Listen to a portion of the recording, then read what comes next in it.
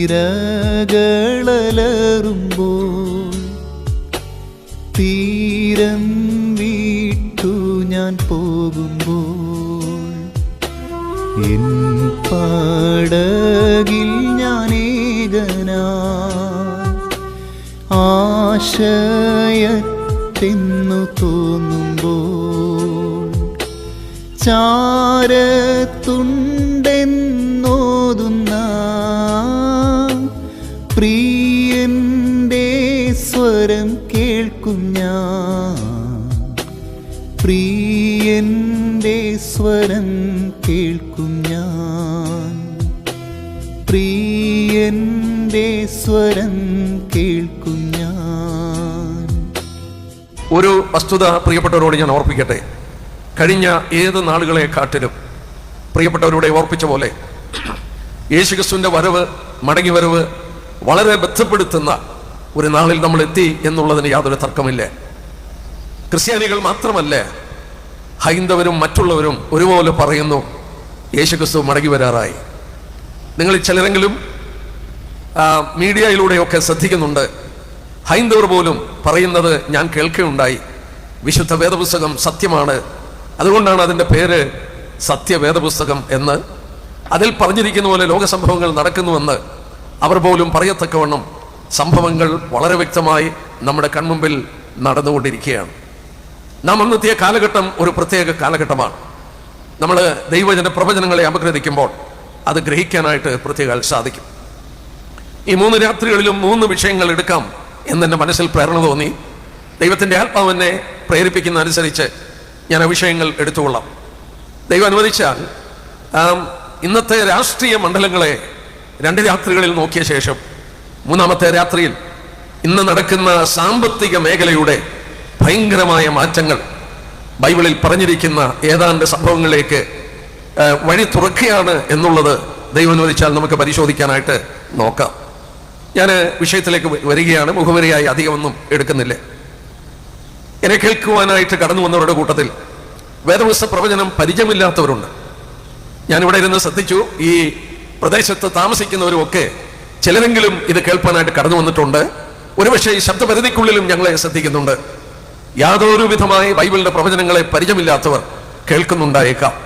പ്രിയപ്പെട്ട നിങ്ങളോട് പ്രാരംഭമായി ചില കാര്യങ്ങൾ ഓർപ്പിച്ചിട്ട് ഞാൻ ഇന്ന് കാണുന്ന ലോക സംഭവങ്ങളിലേക്ക് ഇറങ്ങിപ്പോയിക്കൊള്ളാം. എന്താണ് വേദപുസ്തകത്തിന്റെ പ്രവചനങ്ങൾ?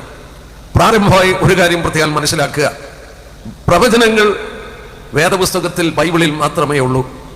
എന്താ ഞാൻ പറയുന്നതെന്ന് ശ്രദ്ധിച്ചേക്കാം, അല്ലെങ്കിൽ ഓർത്തേക്കാം. നോക്കുക, ഭാവിയെ സംബന്ധിച്ച് പറഞ്ഞിരിക്കുന്ന ഗ്രന്ഥങ്ങൾ ലോകത്തിൽ ഇല്ല. ലോകരാഷ്ട്രങ്ങളെ സംബന്ധിച്ച്, മാനവരാശിയുടെ ഭാവിയെ സംബന്ധിച്ച് വെളിപ്പെടുത്തിയിരിക്കുന്ന ഗ്രന്ഥം വിശുദ്ധ വേദപുസ്തകമാണ്. ഞാനൊരു വാക്യം പ്രാരംഭമായി വായിക്കുകയാണ്. യെശയ്യാപ്രവചനം 34-ാം അധ്യായത്തിന്റെ 16-ാം വാക്യം ഇവിടെ ഇരിക്കുന്ന പലർക്കും മനഃപ്പാഠമാണ്. എന്നാൽ എന്നെ കേൾക്കുന്ന ചിലർക്കെങ്കിലും ആ വിഷയത്തോടുള്ള ബന്ധത്തിൽ അവരെ പരിചയപ്പെടുത്തിക്കൊള്ളട്ടെ എന്ന് ഞാൻ ആഗ്രഹിക്കുകയാണ്. ദൈവം പറയുന്ന ഒരു വസ്തുതയാണ് ഇവിടെ കാണുന്നത്. യഹോവയുടെ പുസ്തകത്തിൽ അന്വേഷിച്ച് വായിച്ചു നോക്കുവിൻ, അവയിൽ ഒന്നും കാണാതിരിക്കില്ല, ഒന്നിനും ഇടയില്ലാതിരിക്കുകയുമില്ല. അവന്റെ വായല്ലോ കൽപ്പിച്ചത്, അവന്റെ ആത്മാവത്രേ അവയെ കൂട്ടി വരുത്തിയത്. വിശുദ്ധ വേദപുസ്തകത്തിന് ദൈവം കൊടുത്തിരിക്കുന്ന പേര് യഹോവയുടെ പുസ്തകം എന്നാണ്. ബുക്ക് ഓഫ് ദ ലോർഡ്, അങ്ങനെയാണ് ഇംഗ്ലീഷിൽ വായിക്കുന്നത്. ആ ലോർഡ് എന്നുള്ളത് ഓരോ അക്ഷരവും ക്യാപിറ്റൽ ലെറ്ററാണ്. ഞാൻ ആ ഭാഗം ഒന്ന് മനസ്സിലാക്കാൻ ശ്രമിച്ചു. ജർമ്മൻ ഭാഷ വിവർത്തനം ചെയ്തപ്പോൾ ബൈബിള് ആ വാക്ക് ഇങ്ങനെയാണ്: book of the eternal one, നിത്യനായവന്റെ ഗ്രന്ഥം. യഹോവ എന്ന വാക്കിന്റെ അർത്ഥം നിത്യനായി നിലകൊള്ളുന്നവൻ എന്നാണ്. അത് ഇംഗ്ലീഷിൽ ലോർഡ് എന്നുള്ള വാക്ക് എല്ലാ അക്ഷരവും ക്യാപിറ്റൽ LORD എന്ന വാക്കിലൂടെ പറയുമ്പോൾ യഹോവ എന്ന പേരാണ്. നമ്മൾ എന്താണ് ആ വാക്കിൽ നിന്ന് മനസ്സിലാക്കേണ്ടത്? ആ വാക്കിൽ നിന്ന് മനസ്സിലാക്കേണ്ട പ്രധാന കാര്യം, മനുഷ്യന് സമയത്തിനൊരു പരിധിയുണ്ട്. ഇന്നലെയുള്ളതും ഇന്നുള്ളതും അവന് പറയാം. എന്നാൽ നാളെയുള്ളത് 100 വർഷം കഴിയുമ്പോൾ, 1000 വർഷം കഴിയുമ്പോൾ, 2000 വർഷം കഴിയുമ്പോൾ എന്ത് സംഭവിക്കുമെന്ന് മനുഷ്യർക്കറിയുവാൻ യാതൊരു നിവൃത്തിയില്ല. അതറിയണമെങ്കിൽ സമയത്തിന് അതീതനായ ഒരു ദൈവത്തിന് മാത്രമേ അത് മനസ്സിലാക്കാൻ സാധിക്കുള്ളൂ. അതുകൊണ്ടാണ് വിശുദ്ധ വേദപുസ്തകത്തിൽ ഈ ഗ്രന്ഥത്തിന് ദൈവം പേര് കൊടുത്തിരിക്കുന്നത് യഹോവയുടെ പുസ്തകം, ദി എറ്റേണൽ വൺ, നിത്യനായവന്റെ പുസ്തകം. അവൻ സമയത്തിന് അതീതനാണ്. ഞാൻ കേൾക്കുന്ന പ്രിയപ്പെട്ടവരോട് പറയട്ടെ, ഈ പുസ്തകത്തിന്റെ അവസാന ഗ്രന്ഥം രേഖപ്പെടുത്തിയത് 2000 വർഷങ്ങൾക്ക് മുമ്പാണ്. ഏതാണ്ട് 2000 വർഷങ്ങൾക്ക് മുമ്പ്, 2500-3000 വർഷങ്ങൾക്ക് മുമ്പ് വിശുദ്ധ ഗ്രന്ഥത്തിൽ രേഖപ്പെടുത്തിയിരിക്കുന്നതാണ് ഈ വസ്തുതകൾ എന്നുള്ളത് നമ്മൾ പ്രത്യേകം ഓർക്കണം. പ്രിയപ്പെട്ട നിങ്ങളോട് ഞാൻ പറയട്ടെ, ദൈവം നമ്മോട് പറയുകയാണ്, നിത്യനായ എൻ്റെ പുസ്തകത്തിൽ നിങ്ങൾ വായിച്ച് അന്വേഷിച്ച് നോക്കുക, അവയിലൊന്നും കാണാതിരിക്കില്ലേ. മനുഷ്യൻ അന്വേഷിക്കുന്ന ഏത് ചോദ്യത്തിനും അവന്റെ മനസ്സിൽ അങ്കുരിക്കുന്ന സംശയങ്ങൾക്കും ദൂരീകരിപ്പാൻ, മറുപടി തരുവാൻ ദൈവം ക്രമീകരിച്ചിരിക്കുന്ന അത്ഭുതകരമായ ഒരു ഗ്രന്ഥമാണ് വിശുദ്ധ പുസ്തകം, ഈ ബൈബിള്. നമ്മൾ ഓർക്കണം, ബൈബിള് ഒരു ഗ്രന്ഥമല്ല, 66 ഗ്രന്ഥങ്ങളുടെ ഒരു ശേഖരമാണ്. 1600 വർഷങ്ങൾ കൊണ്ട്, 55 തലമുറകൾ കൊണ്ട്, 40 എഴുത്തുകാരെ കൊണ്ട് ദൈവം എഴുതി പൂർത്തീകരിച്ചതാണ് വിശുദ്ധ ബൈബിൾ. എന്റെ പ്രിയപ്പെട്ടവരോട് ഒന്നുകൂടെ ഞാൻ പറയട്ടെ, 40 എഴുത്തുകാർ, 55 തലമുറകളുടെ അന്തരം, അവര് ഈ 66 ഗ്രന്ഥങ്ങൾ ദൈവം അവരെ കൊണ്ട് എഴുതിച്ചു. നമ്മൾ ഓർക്കണം, ഈ എഴുത്തുകാരൊന്നും അന്യോന്യം കാണുകയോ സംസാരിക്കുകയോ ചെയ്തിട്ടില്ല. കാരണം 55 തലമുറകളുടെ അന്തരത്തിൽ ജീവിച്ചവരാണ്. അവർ രേഖപ്പെടുത്തിയത് പരിശുദ്ധാത്മാവ് ഒന്നിച്ചു കൂട്ടിവരുത്തി. ദൈവം അത്ഭുതകരമായി ഈ ഗ്രന്ഥത്തെ സൂക്ഷിച്ചു, അതിനെ കൂട്ടിവരുത്തി ഒരു പുസ്തകമായി നമ്മുടെ കരങ്ങളിൽ തന്നു. അതിന്റെ ഘടന മാത്രം നോക്കിയാൽ മതി. ആ ഘടന നമ്മളെ ഒരു കാര്യം പഠിപ്പിക്കുന്നു, ഈ പുസ്തകം വൈരുദ്ധ്യമില്ലാതെ ഒന്നിന്റെ പൂരിതമായി മറ്റൊന്നിരിക്കുന്നത് കൊണ്ട് ഒരു കാര്യം, എങ്ങനെ അത് സാധിച്ചു? അതിന്റെ പിറകിൽ പ്രവർത്തിച്ചത് ദൈവത്തിന്റെ ആത്മാവാണ്. അവർ എഴുത്തുകാർ മാത്രമായിരുന്നു, അവരോട് എഴുതുവാൻ ആവശ്യപ്പെട്ടു. ഇങ്ങനെ രേഖപ്പെടുത്തിയ ഈ ഗ്രന്ഥത്തിൽ ഏതാണ്ട് 30% പ്രവചന രൂപേണയാണ് രേഖപ്പെടുത്തിയത്. 18 ഗ്രന്ഥങ്ങൾ പ്രവചന ഗ്രന്ഥങ്ങളാണ്. ബൈബിളിന്റെ മറ്റു വേദഭാഗങ്ങളിലും പ്രവചനങ്ങൾ രേഖപ്പെടുത്തിയിട്ടുണ്ട്. എന്താണ് ഈ ബൈബിളിന്റെ പ്രവചനങ്ങൾ? ഭാവിയെ സംബന്ധിച്ച്, രാഷ്ട്രങ്ങളെ സംബന്ധിച്ചും മനുഷ്യനെ കുറിച്ചും ഭാവിയെ കുറിച്ച് ദൈവം വ്യക്തമായി രേഖപ്പെടുത്തിയിട്ടുണ്ട്. പ്രിയപ്പെട്ടവരോട് ഞാൻ ചോദിക്കട്ടെ, ഒരു 500 വർഷം കഴിയുമ്പോൾ, 1000 വർഷം കഴിയുമ്പോൾ ലോകരാഷ്ട്രങ്ങൾ എങ്ങനെയാണ്? ലോകരാഷ്ട്രങ്ങളുടെ ഭാവി എന്താണ്? രാജ്യങ്ങൾ ഏതൊക്കെയാണ്? ആർക്കറിയാം? ദൈവത്തിന് അറിയാം. കാരണം എന്നാ? അവൻ സമയത്തിന് അധീനനായ ഒരു ദൈവമാണ്.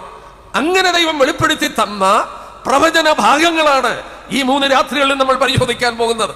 ഒരു വാക്യൂടെ വായിച്ച് ഞാൻ പ്രാരംഭമായ ഭാഗം അങ്ങ് വിടാൻ തുടങ്ങിയാണ്. യെശയ്യാ പ്രവചനം 41-ാം അധ്യായത്തിൽ കടന്നു വരുമ്പോൾ ദൈവം മറ്റ് ദേവന്മാരെ വെല്ലുവിളിക്കുന്നുണ്ട്. എങ്ങനെയാ വെല്ലുവിളിക്കുന്നത്? നിങ്ങൾ ദൈവമാണോ? നിങ്ങൾ ദേവന്മാരാണോ? നിങ്ങൾ ഭാവിയെ കുറിച്ചൊന്ന് പറഞ്ഞേ. മറ്റു വിധത്തിൽ പറഞ്ഞാൽ ദൈവം പറയുകയാണ്, എനിക്കല്ലാതെ ഭാവി വിധത്തിൽ പറയുവാൻ മറ്റാർക്കും സാധ്യമല്ല. യെശയ്യാവ് 41 അതിന്റെ 21 തൊട്ടുള്ള വാക്യം വായിക്കാം, 23 വരെ.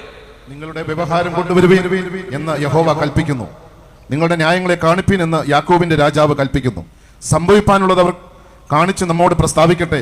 നാം വിചാരിച്ചതിന്റെ അവസാനം അറിയേണ്ടതിന് ആദ്യ കാര്യങ്ങൾ ഇന്നിവയെന്ന് അവർ പ്രസ്താവിക്കട്ടെ. അല്ലെങ്കിൽ സംഭവിപ്പാനുള്ളത് നമ്മെ കേൾപ്പിക്കട്ടെ. നിങ്ങൾ ദേവന്മാർ എന്ന് ഞങ്ങൾ അറിയേണ്ടതിന് മേലാൽ വരുവാനുള്ളത് പ്രസ്താവിപ്പീൻ. ഓ, ആ വാക്യം നോക്കട്ടെ. ദൈവം മറ്റ് ദേവന്മാരെ വെല്ലുവിളിക്കുകയാണ്. നിങ്ങൾ ദൈവമാണോ? ഭാവിയെ കുറിച്ചൊന്ന് പറയുക. മറ്റു വിധത്തിൽ പറഞ്ഞാൽ സ്വർഗത്തിലെ ദൈവം പറയുകയാണ്, എനിക്കല്ലാതെ ഭാവി പറയുവാൻ മറ്റാർക്കും സാധ്യമല്ല. പ്രിയപ്പെട്ട കേൾവിക്കാരോട് പറയട്ടെ, അതുകൊണ്ടാണ് വിശുദ്ധ വേദപുസ്തകത്തിൽ മാത്രം പ്രവചനങ്ങൾ കാണുന്നത്. ലോകത്തിൽ എത്രയോ ഗ്രന്ഥങ്ങളുണ്ട്. ആ ഗ്രന്ഥങ്ങളിൽ എന്താണ് ഇങ്ങനെ പ്രവചനങ്ങൾ കാണാത്തത്? അതിന്റെ കാരണം, അങ്ങനെയുള്ള പ്രവചനങ്ങൾ പറയണമെങ്കിൽ ഓർത്തു നോക്കുക, 2000 വർഷം 3000 വർഷങ്ങൾക്ക് മുമ്പ് ഈ ലോക രാഷ്ട്രീയ ഗതി എങ്ങനെയെന്നുള്ളതും ഇന്നത്തെ സാമൂഹിക അവസ്ഥകളൊക്കെ എങ്ങനെയാണെന്ന് പറയുവാൻ ഈ ദൈവത്തിനല്ലാതെ ആർക്ക് പറയുവാൻ കഴിയും? നമ്മുടെ കരങ്ങളിൽ ഇരിക്കുന്ന ഗ്രന്ഥം ദൈവം അതുകൊണ്ടാണ് അതിന് പേര് വിളിച്ചത് യഹോവയുടെ പുസ്തകം, നിത്യനായവന്റെ ഗ്രന്ഥം. നിങ്ങൾ അതിൽ അന്വേഷിച്ചു നോക്കിയാൽ നിങ്ങൾ അന്വേഷിക്കുന്നത് കണ്ടെത്തും. നമ്മുടെ മനസ്സിൽ അങ്കുരിക്കുന്ന ചോദ്യങ്ങൾക്ക് മറുപടി തരുവാൻ ദൈവം ക്രമീകരിച്ചിരിക്കുന്നു വേദപുസ്തകത്തിലെ പ്രവചനങ്ങൾ എന്നുള്ളത് പ്രാരംഭമായി ഞാൻ ഓർപ്പിക്കട്ടെ. ഈ പ്രവചനങ്ങൾ ഒരുപാട് എന്ന് പറഞ്ഞാൽ ക്രിസ്ത്യ സമൂഹത്തിലുള്ള ഏറിയ ആളുകൾക്കും അടഞ്ഞൊരു ഗ്രന്ഥം പോലെയാണ്.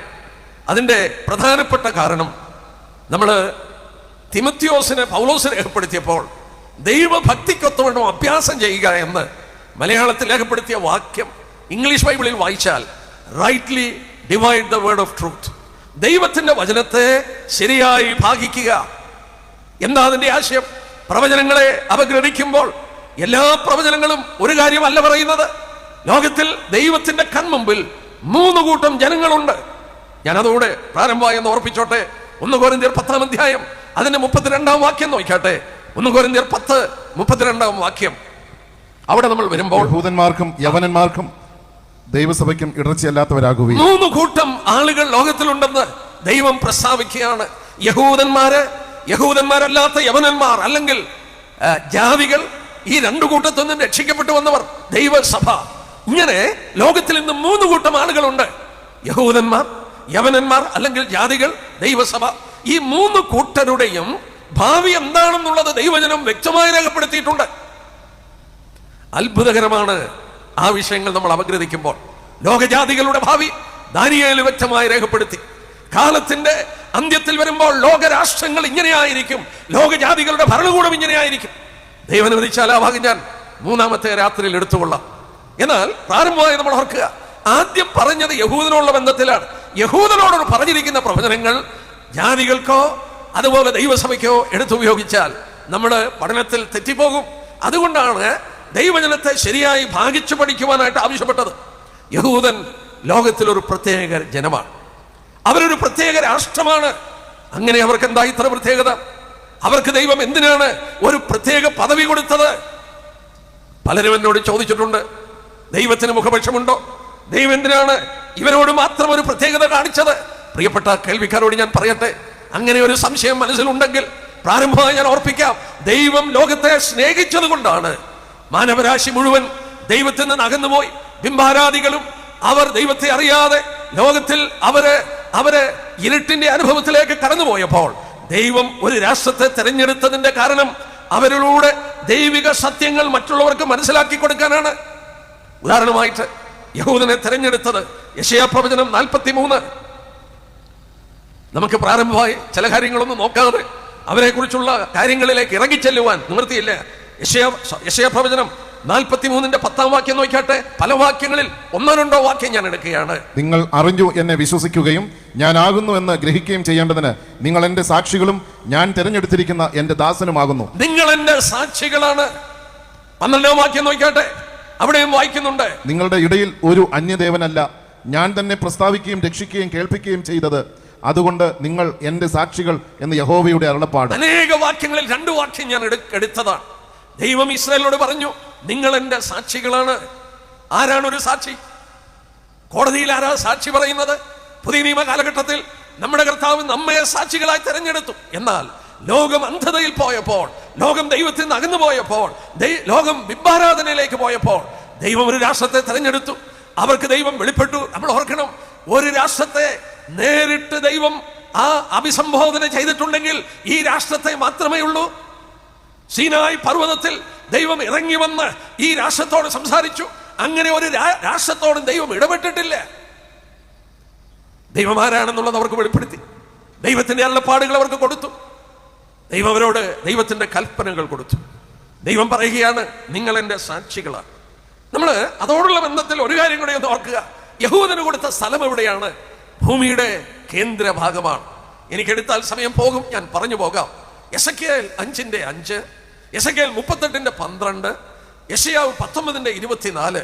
ഈ 3 വാക്യങ്ങൾ ശ്രദ്ധിക്കുമ്പോൾ യഹൂദന് കൊടുത്ത സ്ഥലം ലോകത്തിന്റെ കേന്ദ്ര ഭാഗമാണ്. നമ്മൾ ഒരു കാര്യം പ്രത്യേകം ഓർക്കുക. അബ്രഹാമിനോട് പറഞ്ഞു, ഞാൻ നിന്നെ കാണിപ്പാനിരിക്കുന്ന ദേശത്തിലേക്ക് പോകാം. മെസൊപ്പൊട്ടോമിയ, ഇറാഖിലൂടെ ഒഴുകുന്ന 2 നദികളുടെ ഇടയാണ് മെസൊപ്പൊട്ടോമിയ. മെസൊപ്പൊട്ടോമിയ എന്ന് പറഞ്ഞാൽ ബിറ്റ്വീൻ 2 rivers, 2 നദികളുടെ ഇടയിൽ. അവിടെ നിന്ന് ബർഷീബ എന്ന് പറയുന്ന സ്ഥലത്തിൽ അബ്രഹാം എത്തുമ്പോൾ 1000 മൈൽ യാത്ര ചെയ്തു. ഒരു നിമിഷം ഓർത്തെ, ഈ മെസൊപ്പൊട്ടോമിയയിൽ നിന്ന് ബർഷീബ ഇസ്രായേലിന്റെ ഏതാണ്ട് മധ്യഭാഗം, അവിടെ വരെ വരാൻ 1000 മൈലാണ് അബ്രഹാം യാത്ര ചെയ്തത്. ദൈവം അബ്രഹാമിനോട് അവിടെ വെച്ച് ഉടമ്പടി ചെയ്തു. ഈ ദേശം നിനക്കുള്ളതാണ്, നിന്റെ സന്തതിക്കുള്ളതാണ്. ദൈവ രക്ത ഉടമ്പടി കൊണ്ട് അവരോട് ഉടമ്പടി ചെയ്തു. ദൈവം എന്തിനാണ് ഭൂമിയുടെ മധ്യഭാഗം കൊണ്ടുവന്ന് ഇവർക്ക് കൊടുത്തത്? എന്റെ പ്രിയപ്പെട്ടവരെ, അവിടെ നിന്ന് ദൈവത്തിന്റെ പ്രകാശം, ദൈവത്തിന്റെ സാക്ഷ്യം ഭൂമിയുടെ 4 കോണിലേക്കും പകരണം. നമ്മൾ ഓർക്കണം, ആ ഭൂപ്രദേശം പഠിച്ചാൽ ഇസ്രായേലിന് കൊടുത്ത മണ്ണിനെ കുറിച്ച് പറയുന്നത് ലാൻഡ് ബ്രിഡ്ജ് എന്നാണ്. കരപ്പാലം എന്ന് പറഞ്ഞാൽ അല്പം കൂടി ഇപ്പുറത്ത് വന്നാൽ മരുഭൂമിയാണ്. അറേബ്യൻ പെനിൻസുല, അതിലെ നടക്കാൻ നിവൃത്തിയില്ലേ. ആ യൂറോപ്പിൽ നിന്ന് ആഫ്രിക്കയിലോട്ടോ ഏഷ്യയിലോട്ടോ വരണമെങ്കിൽ ആളുകൾ നടക്കുന്നത് ഇസ്രായേലിന്റെ മണ്ണിലൂടെയാണ്. ഇവിടെ നിന്ന് അങ്ങോട്ട് പോകണമെങ്കിൽ ഇസ്രായേലിന്റെ മണ്ണിലൂടെയാണ് പോകുന്നത്. ആ പ്രദേശം ദൈവം അവർക്ക് കൊടുത്ത്, ദൈവത്തിന്റെ അരുളപ്പാടുകൾ അവർക്ക് കൊടുത്ത്, അവരെ ഭൂമിയുടെ മധ്യഭാഗത്തിൽ അവരെ ഭൂമിയുടെ സാക്ഷികളാക്കി. നമുക്കറിയാം, ശേബാരാജ്ഞി ശലോമോന്റെ മഹത്വം അറിഞ്ഞിട്ട് അവൾ അവനെ പരീക്ഷിക്കാൻ വന്നപ്പോൾ നമ്മുടെ കർത്താവ് പറഞ്ഞ വാക്കോർമ്മയുണ്ടല്ലോ, അവൾ ഭൂമിയുടെ അറുതികളിൽ നിന്ന് വന്നിരിക്കുന്നു. She has come from the farthest end of the world. ലോകത്തിന്റെ ഒരു അറ്റത്ത് നിന്നാണ് ശേബാരാജ്ഞി വന്നത്. എന്നാൽ വളരെ വ്യക്തമായ ഒരു കാര്യം ഞാൻ ഓർപ്പിക്കട്ടെ, ഇവരെ വളരെ പദവിയുള്ള ഒരു ജനതയായിരുന്നു. ഇവരെ ദൈവം തിരഞ്ഞെടുത്തത് മാനവരാശിയെ ദൈവം സ്നേഹിച്ചത് കൊണ്ടാണ്. അവർക്ക് ദൈവത്തിന്റെ വെളിപ്പാടുകൾ കൊടുക്കണം, ദൈവം ആരാണെന്ന് വെളിപ്പെടുത്തണം, ദൈവം ഒരിക്കൽ രക്ഷ മറ്റുള്ളവർക്ക് മനസ്സിലാക്കി കൊടുക്കണം. അതിനുവേണ്ടി അവരെ തിരഞ്ഞെടുത്തു. മറ്റൊരു കാരണം, ലോകത്തിന്റെ രക്ഷകനായ ക്രിസ്തു ജനിക്കുവാൻ ഈ രാഷ്ട്രത്തെ ദൈവം ഒരുക്കിയെടുക്കുകയായിരുന്നു. നമ്മൾ തിരുവചനത്തിൽ വായിക്കുന്നുണ്ട്, റോമലേഖനം 9:5, ജഡപ്രകാരവും ക്രിസ്തുവും അവരിൽ നിന്നല്ലോ ജനിച്ചത്. പൗലോസ് യഹൂദനെ കുറിച്ച് പറയുമ്പോഴാണ് അത് പറയുന്നത്. ജഡപ്രകാരവും ക്രിസ്തുവും അവരിൽ നിന്നാണ് ജനിച്ചത്. യെശയ്യാ 9:5, നമുക്ക് ഒരു ശിശു നൽകപ്പെട്ടു. യേശു ക്രിസ്തുവിന് ജന്മം കൊടുത്തത് ഈ രാഷ്ട്രമാണ്, ജഡപ്രകാരം. ഒരു കാര്യം കൂടെ ഓർപ്പിച്ച് ഞാൻ വിടാം. ബൈബിളിലെ 66 ഗ്രന്ഥങ്ങൾ രേഖപ്പെടുത്തുവാൻ ദൈവം തെരഞ്ഞെടുത്തത് ആരെയാണ്? പഴയ നിയമ ഏടുകളെല്ലാം യഹൂദൻ രേഖപ്പെടുത്തി. പുതിയ നിയമത്തിൽ ലൂക്കോസ് ഒഴിച്ച് ബാക്കി എല്ലാ എഴുത്തുകാരും യഹൂദന്മാരാണ്. മറ്റു വിധത്തിൽ പറഞ്ഞാൽ ബൈബിൾ എഴുതുവാൻ ദൈവം ഇവരെ ഉപയോഗിച്ചു. ഭൂമിയുടെ മധ്യഭാഗം അവരവിടെ നിന്ന് സാക്ഷികളായി തീരുവാൻ ദൈവം ആഗ്രഹിച്ചു. ദൈവം അവർക്ക് ദൈവത്തിന്റെ അരുളപ്പാടുകൾ കൊടുത്തു. അവരൊരു പ്രത്യേക ജനമായി മാറി.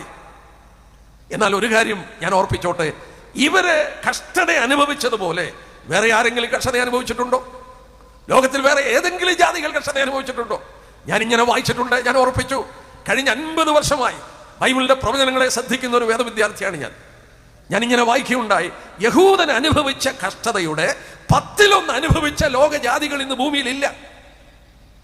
ഒന്ന് ചിന്തിച്ചു നോക്കിക്കേ, അവരനുഭവിച്ച ദുരിതങ്ങളുടെ 10 അനുഭവിച്ച ജാതികൾ ഭൂമുഖത്ത് നിന്ന് തുടച്ചു മാറ്റപ്പെട്ടു. അപ്പോൾ അവര് അനുഭവിച്ച കഷ്ടതകളൊന്നും നോക്കിയേ. ലോകത്തിൽ അവർ എത്രയുണ്ട്? ലോകത്തിൽ അവര് വളരെ കുറച്ച് പേരെയുള്ളൂ. ഏതാണ്ട് 1.5 കോടി ജനങ്ങൾ വല്ലതും കാണത്തുള്ളൂ യഹൂദന്മാര്. നിങ്ങൾ ഒരു കാര്യം ഓർത്ത്, ഇന്ത്യയുടെ ജനസംഖ്യ 122 കോടിയാണ്. അവരെന്തുകൊണ്ട് ഇങ്ങനെ കുറഞ്ഞുപോയി? അവരെ കൊന്നൊടുക്കി, ലോകം കൊന്നൊടുക്കി. ഹിറ്റ്ലർ മാത്രമല്ല, യൂറോപ്പിൽ 2ാം ലോകയുദ്ധകാലത്ത് 90 ലക്ഷം യഹൂദന്മാരുണ്ടായിരുന്നു. അതിൽ 60 ലക്ഷത്തെയും കൊന്നൊടുക്കി. ശേഷിച്ചത് 30 ലക്ഷമാണ്. റഷ്യയിൽ കൊന്നൊടുക്കി, സ്പെയിനിൽ കൊന്നൊടുക്കി, യൂറോപ്പിൽ അവരെ കൊന്നൊടുക്കി, 2ാം ലോകയുദ്ധകാലത്ത് കൊന്നൊടുക്കി. അവരെ അനുഭവിച്ചതുപോലെ ദുരിതം ലോകത്തിൽ ആരും അനുഭവിച്ചിട്ടില്ല. അവരൊത്തിരി പാപം ചെയ്തുകൊണ്ടാണോ? ആണോ? അപ്പൊ മറ്റു ലോകരാജ്യങ്ങളൊന്നും അവരെ കാട്ടി പാപം ചെയ്തിട്ടില്ലയോ? ഉണ്ട്. ഇസ്രായേൽ പാപം ചെയ്തതിനെക്കാട്ടിൽ ഭയങ്കരമായ പാപം ചെയ്ത ലോകരാജ്യങ്ങൾ ഇവിടെ ഉണ്ട്. പിന്നെന്തിനാ ദൈവം ഇവരോട് ഇങ്ങനെ ഇടപെട്ടത്? പുതിയ നിയമത്തിൽ വരുമ്പോൾ നമുക്കതിന്റെ വെളിപ്പാട് കിട്ടുന്നുണ്ട്. ഞാൻ എബ്രായ ലേഖനത്തിൽ നിന്ന് ആ ഭാഗം ഒന്ന് ചൂണ്ടിക്കാണിച്ചോട്ടെ, എന്നിട്ട് നമുക്ക് വരാം, ഇന്നത്തെ സംഭവങ്ങളിലേക്ക് വരാം. എബ്രായ ലേഖനം 12-ാം അധ്യായം നോക്കിയാട്ടെ, അതിന്റെ 7ഉം 8ഉം വായിക്കണം. 8ാം വാക്യമെങ്കിലും ഒന്ന് വായിച്ചാട്ടെ. എല്ലാവരും പ്രാപിക്കുന്ന ബാലശിക്ഷ കൂടാതിരിക്കുന്നുവെങ്കിൽ നിങ്ങൾ മക്കളല്ല കൗലുടയന്മാരത്രേ. യെസ്, എല്ലാവരും പ്രാപിക്കുന്ന ബാലശിക്ഷ കൂടാതിരിക്കുന്നെങ്കിൽ നിങ്ങൾ മക്കളല്ല. ദൈവം ആരോടാ ഇടപെടുന്നത്? അവന്റെ മക്കളോടാണ്. ഇസ്രായേൽ ആരാണ്? പുറപ്പാട് പുസ്തകം 4-ാം അധ്യായത്തിന്റെ 22-ാം വാക്യത്തിൽ ദൈവം മോശയോട് പറയുന്നുണ്ട്, നീ ചെന്ന് ഫറവോനോട് പറയണം, ഇസ്രായേൽ എന്റെ പുത്രൻ, എന്റെ ആദ്യജാതൻ. ഇസ്രായേലിന് ദൈവം പറഞ്ഞിരിക്കുന്ന പേര് ഇസ്രായേൽ എന്റെ പുത്രൻ. മക്കളെങ്കിൽ ബാലശിക്ഷ, അല്ലെങ്കിൽ നിങ്ങൾ മക്കളല്ല. മറ്റ് ലോകരാജ്യങ്ങളോട് ദൈവം എന്താ ഇടപെടാത്ത? അവരെ ദൈവം തെരഞ്ഞെടുത്തിട്ടില്ല, അവർ ദൈവത്തിന്റെ മക്കളല്ല. പുതിയ നിയമത്തിൽ നമ്മൾ വായിക്കുന്നു, എല്ലാവരും പ്രാപിക്കുന്ന ബാലശിക്ഷ കൂടാതിരിക്കുന്നു എങ്കിൽ നിങ്ങൾ മക്കളല്ല. ഇസ്രായേലിനെ എന്തിനാ ദൈവം ഇത്രയും ശിക്ഷിച്ചത്? ഇസ്രായേൽ ദൈവത്തിന്റെ മകനാണ്. ഞാനൊരു വാക്യം കൂടെ ഒന്ന് അതോട് ചേർത്ത് കാണിക്കാം. ജെരമ്യാവ് 48:11 നോക്കിയാട്ടെ. നിങ്ങൾ മക്കളല്ല കൗലുടയനാണ്. ജെരമ്യാവ് 48:11 വാക്യം നോക്കിയാട്ടെ. അവിടെ ദൈവാത്മാവ് ഒരു കാര്യം രേഖപ്പെടുത്തുന്നു. മോവാബ് ബാല്യം മുതൽ സൂര്യമായി മട്ടിന്മീതെ തെളിഞ്ഞ് നിന്നു. അവനെ പാനപാത്രത്തിൽ നിന്ന് ആ പാത്രത്തിൽ നിന്ന് പാത്രത്തിലേക്ക് പകരുകയോ പ്രവാസത്തിലേക്ക് കൊണ്ടുപോവുകയോ ചെയ്തിട്ടില്ല. അതുകൊണ്ട് അവന്റെ സ്വാദ് അവനിൽ തന്നെ ഇരിക്കുന്നു, അവന്റെ മണം പോയിട്ടുമില്ല. ആരായി മോഹാബ്? അമ്മോന്യരും മോഹാബും എങ്ങനെ ജനിച്ചു? എബ്രായത്തിൽ വായിക്കുന്ന കൗലടയൻ. അതിന് ഇംഗ്ലീഷ് വാക്ക് ഞാൻ പറഞ്ഞാൽ നിങ്ങൾ പറയും ഞാൻ ചീത്ത പറയുകയാണെന്ന് പറയും. ഇംഗ്ലീഷ് വാക്ക് ജാരസന്തതി എന്നുള്ള ആശയമാണ്. ശരിയായിട്ട് ജനിക്കാത്ത ഒരു പുത്രൻ, അവനോട് പിതാവ് ഇടപെടില്ല, ദൈവം ഇടപെടില്ല. മോഹാബ് ആരാണ്? ലോത്തിന് പെൺമക്കളിൽ ജനിച്ച മക്കളിൽ ഒരാളാണ് മോഹാബ്. മോഹാബരും അമ്മോന്യരും. ദൈവം പറഞ്ഞ വാക്കുണ്ടോ? അവനെ പാത്രത്തിൽ നിന്ന് പാത്രത്തിലോട്ട് പകർന്നിട്ടില്ലേ? അവൻ ബാല്യം മുതൽ മട്ടൻ മീതെ സ്വൈരമായി നിൽക്കുകയാണ്, അവന്റെ സ്വാദ് പോയിട്ടില്ലേ എന്ന് പറഞ്ഞാൽ ദൈവം അവരെ ശിക്ഷിക്കുന്നില്ലേ?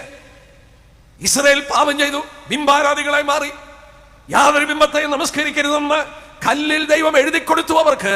അവർ ബിംബാരാധികളായപ്പോൾ ഈ വാക്യത്തെ ആസ്പദമാക്കി ഞാൻ പറയട്ടെ, അവരെ ഇസ്രായേൽ എന്ന് പറയുന്ന പാത്രത്തിൽ നിന്ന് ബാബേൽ എന്ന് പറയുന്ന പാത്രത്തിലേക്ക് പകർന്നിട്ട് ആ പാത്രത്തിന്റെ മട്ട ദൈവം മാറ്റിക്കളഞ്ഞു, എറിഞ്ഞു കളഞ്ഞു. അതിന്റെ ശേഷം നോക്കിയേ, ഇസ്രായേൽ ബിംബത്തെ നമസ്കരിച്ചിട്ടില്ല. ബാബേൽ പ്രവാസത്തിൽ നിന്ന് മടങ്ങി വന്ന ശേഷം അവർ ബിംബത്തെ നമസ്കരിച്ചിട്ടില്ല. എന്താ കാരണം? ആ സ്വാദ്, ആ മട്ട് ദൈവം എറിഞ്ഞു കളഞ്ഞു. അവരെ ശിക്ഷിച്ചതിന്റെ കാരണം കണ്ടോ? ഇസ്രായേൽ എന്റെ പുത്രനാണ്, എന്റെ ആദ്യജാതനാണ്. മക്കളെങ്കിൽ ദൈവം ശിക്ഷിക്കും, ഇല്ലെങ്കിൽ ബാലശിക്ഷ കൂടാതിരിക്കുകയാണെങ്കിൽ നിങ്ങൾ മക്കളല്ല. നമ്മളൊന്ന് ആലോചിച്ച് നോക്കിയേ, പാലും തേനും ഒഴുകുന്ന ദേശം, ഒറ്റുകാര് ഒരു മുന്തിരിക്കൊല ഒരു കമ്പിൽ വെച്ച് കെട്ടി രണ്ടുപേർ ചുമന്നുകൊണ്ടുവരുവാൻ തക്കവണ്ണം അത്ര ഫലഭൂയിഷ്ടമായ ദേശം. ആ ദേശം ദൈവം മുമ്പ് കൂട്ടി പറഞ്ഞു, നീ എന്നെ അനുസരിക്കാതെ വന്നാൽ നിന്നെ ഞാൻ ലോകത്തിൽ ചിതറിക്കുക മാത്രമല്ല, ഞാൻ മഴ നിർത്തും, നിന്റെ ദേശം പാഴും ശൂന്യമാകും, നിന്റെ ദേശം വരണ്ട നിലമാകും, ചെമ്പ് പോലെ ഇരുമ്പ് പോലെ നിന്റെ ദേശമാകും. ഈ രാത്രി ഞാൻ പ്രിയപ്പെട്ടവരോട് ചോദിക്കട്ടെ, ഒരു 2000 വർഷം പോട്ടെ, 1800 വർഷം മഴ പെയ്യാതിരിക്കുകയാണെങ്കിൽ എങ്ങനെയിരിക്കും ആ ദേശം? എങ്ങനെയിരിക്കും? ദൈവം അവരെ ചിതറിച്ച് കളയുക മാത്രമല്ല, പല വാക്യങ്ങളിൽ ഒരു വാക്യം ഞാൻ വായിക്കാം. യെശയ്യാ പ്രവചനം 5-ാം അധ്യായം നോക്കിയാട്ടെ, മുൻമഴയും പിന്മഴയും അതാത് സമയത്ത് ദൈവം കൊടുത്തിരുന്നു. അവർക്ക് അനുഗ്രഹിക്കപ്പെട്ട ഒരു ദേശം. 5-ാം അധ്യായത്തിന്റെ അതിന്റെ 6-ാം വാക്യത്തിൽ, അതിൽ 6-ാം വാക്യത്തിന്റെ അവസാനം, അതിൽ മഴ പെയ്ക്കരുതെന്ന് ഞാൻ മേഘങ്ങളോട് കൽപ്പിക്കും. ഇസ്രായേലേ, നീ പാപം ചെയ്താൽ മേഘങ്ങളോട് ഞാൻ പറയും മഴ പെയ്യരുത്. യെരമ്യാവ് 3:3 നോക്കിക്കേ, അതുകൊണ്ട് മഴ നിന്നുപോയി. യെരമ്യാവ് 5:24 തൊട്ട് നോക്കാട്ടെ, മുൻമഴയും പിന്മഴയും അതാത് സമയത്ത് തന്നുകൊണ്ടിരുന്നു. ഈ നന്മയ്ക്ക് നിങ്ങളുടെ പാപം മൂലം മുടക്കം വന്നു. എന്നെ കേൾക്കുന്ന പ്രിയപ്പെട്ടവരോട്, ആശ്ചര്യമായി 1800 വർഷം ഫലസ്തീനിൽ മഴ പെയ്തില്ല. ലേവ്യ പുസ്തകം 26-ാം അധ്യായത്തിൽ പറയുന്ന പോലെ, നിന്റെ മണ്ണുണ്ടല്ലോ അത് ചെമ്പ് പോലെ ഇരുമ്പ് പോലെ ഒരു പുല്ലും കിളുക്കാതെ മരുഭൂമി പോലെ ആയി മാറി. വെള്ളമില്ലേ, ജനങ്ങളെ ചിതറിച്ചു കളഞ്ഞു. യഹൂദനെ ലോകത്തിൽ മുഴുവൻ ആട്ടിപ്പായിച്ചു. ദൈവം മുമ്പുകൂട്ടി പറഞ്ഞു, നീ ലോകത്തിൽ ഉഴന്നു നടക്കുന്നവനാകും. ഒറ്റവാക്യം 2 ദിനവൃത്താന്തം 7-ാം അധ്യായം ഒന്നെടുക്കാം. ദൈവം മുമ്പ് കൂട്ടി പറഞ്ഞതാണ്. 2 ദിനവൃത്താന്തം 7-ാം അധ്യായം, അതിന്റെ 7-ാം അധ്യായത്തിന്റെ 12-ാം വാക്യം നോക്കട്ടെ. അതിന്റെ ശേഷം യഹോവ രാത്രിയിൽ ശലോമോന് പ്രത്യക്ഷനായി അവനോട് അരുളി ചെയ്തത് എന്തെന്നാൽ, ഞാൻ നിന്റെ പ്രാർത്ഥന കേട്ട് ഈ സ്ഥലം എനിക്ക് യാഗത്തിനുള്ള ആലയമായിട്ട് തിരഞ്ഞെടുത്തിരിക്കുന്നു. മഴ പെയ്യാതിരിക്കേണ്ടതിന് ഞാൻ ആകാശം അടക്കിയോ ദേശത്തെ തിന്നു മുടിക്കേണ്ടതിന് വെട്ടുക്കിളിയോട് കൽപ്പിക്കുകയോ എന്റെ ജനത്തിന്റെ ഇടയിൽ മഹാമാരി വരുത്തുകയോ ചെയ്താൽ, എന്റെ നാമം വിളിക്കപ്പെട്ടിരിക്കുന്ന എന്റെ ജനം തങ്ങളെ തന്നെ താഴ്ത്തി പ്രാർത്ഥിച്ച് എന്റെ മുഖം അന്വേഷിച്ച് തങ്ങളുടെ ദുർമാർഗങ്ങളെ വിട്ടുതിരിയുമെങ്കിൽ ഞാൻ സ്വർഗത്തിൽ നിന്ന് കേട്ട് അവരുടെ പാപം ക്ഷമിച്ച് അവരുടെ ദേശത്തിന് സൗഖ്യം വരുത്തി കൊടുക്കും. 20-ാം വാക്യം, ഞാൻ അവർക്ക് കൊടുത്ത എന്റെ ദേശത്ത് നിന്ന് അവരെ പറിച്ചു കളയും. എന്റെ നാമത്തിനായി ഞാൻ വിശുദ്ധീകരിച്ചിരിക്കുന്ന ഈ ആലയത്തെയും ഞാൻ എന്റെ മുമ്പിൽ നിന്ന് നീക്കിക്കളഞ്ഞ് സകല ജാതികളുടെ ഇടയിൽ ഒരു പഴഞ്ചൊല്ലും പരിഹാസമാക്കി തീർക്കും. ഇസ്രായേലിനോട് പറയുകയാണ്, നീ എന്നെ അനുസരിക്കാതെ വന്നാൽ നിന്റെ ദേശത്ത് നിന്നെ പറിച്ചു കളയും. ജാതികളുടെ ഇടയിൽ നീ ഉഴന്നു കിടക്കും. നീ ഒരു പരിഹാസമാകും, നീ ഒരു പഴഞ്ചൊല്ലാകും. നിങ്ങളിൽ ചിലരെങ്കിലും ഷേക്സ്പിയർ എഴുതിയ മർച്ചന്റ് ഓഫ് വെനീസ് എന്ന് പറയുന്ന പുസ്തകം വായിച്ചിട്ടുണ്ടായേക്കാം. ഷേക്സ്പിയർ എഴുതിയ മർച്ചന്റ് ഓഫ് വെനീസ്. അതിനകത്ത് ഷെർലോക്ക് ഹോംസ് എന്ന് പറയുന്ന ഒരു കഥാപാത്രമുണ്ട്.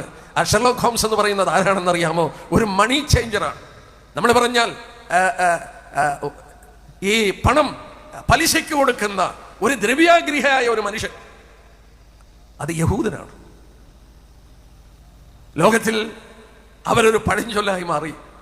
അറബികൾ ഏറ്റവും മോശമായി ചീത്ത വാക്ക് പറയുന്നത് ഹന്ത യഹൂദി, നീ ഒരു യഹൂദനാണ്, നീ ഒരു യഹൂദനാണെന്ന് പറഞ്ഞാൽ അതിനെക്കാട്ടിൽ മോശമായ ഒരു വാക്കില്ല. ഞാനിങ്ങനെ വായിച്ചു, ആഫ്രിക്കയിൽ ഒരു പഴച്ചിലുണ്ടായിരുന്നു. ഒരു മൂർഖമ്പാവിനെയും യഹൂദനെയും കണ്ടാൽ യഹൂദനെ തല്ലിക്കൊള്ളണം, മൂർഖമ്പാവിനെ വെറുതെ വിടണം. ഇവിടെ നോക്കിയേ, ദൈവം പറഞ്ഞ വാക്ക് കണ്ടോ? നീ ഒരു പരിഹാസവും പഴഞ്ചൊല്ലുമായി മാറും. നീ ലോകത്തിൽ മറ്റു ജാതികളുടെ ഇടയിൽ ഉഴന്നു നടക്കും. Wandering juice. എന്റെ പ്രിയപ്പെട്ട കേൾവിക്കാരോട് പറയട്ടെ, ചരിത്രം ഞാൻ വളരെ ചുരുക്കി പറയട്ടെ. അവര് 70 തൊട്ട് ലോകത്തിൽ ഉഴന്നു നടന്നു. അത് സംഭവിക്കുന്നതിന് ഏതാണ്ട് 40 വർഷം മുമ്പ് നമ്മുടെ കർത്താവ് അവരുടെ മധ്യത്തിൽ നിന്ന് ലൂക്കോസ് 21:24 ഇങ്ങനെ പറഞ്ഞു, നിങ്ങൾ വാളിന്റെ വായ്ത്തലയാൽ വീഴും, സകല ജാതികളിലും നിങ്ങൾ ബദ്ധരായി പോകും. ഞാൻ ഓസ്ട്രേലിയയിൽ പോയപ്പോൾ, ഓസ്ട്രേലിയ വളരെ ദൂരെയാണ്, അവിടെ ദൂരെ കിടക്കുന്ന ഒരു കോണ്ടിനെന്റ് ആണ് ഓസ്ട്രേലിയ. ഞാൻ അവിടെ ചെന്നപ്പോൾ അത്ഭുതപ്പെട്ടു പോയി. മെൽബൺ മുതലായ സ്ഥലങ്ങളിൽ യഹൂദൻ അവിടെയുണ്ട്. നമ്മുടെ കൊച്ചിയിൽ അവൻ വന്നു, കൊടുങ്ങല്ലൂർ, മാളയില്, പറവൂര്, ചേന്നമംഗലത്തൊക്കെ യഹൂദൻ ഉണ്ടായിരുന്നു. ഭൂമിയുടെ മധ്യേ നിന്ന് ദൈവജനത്തിൽ പറഞ്ഞ പോലെ ജാതികളുടെ ഇടയിൽ നിങ്ങളെ ചെതറിച്ചു കളയും, നിന്റെ ദേശം പാഴും ശൂന്യമായി കിടക്കും. പ്രിയപ്പെട്ടവരോട് പറയട്ടെ, ദൈവം ഒരു കരുണയും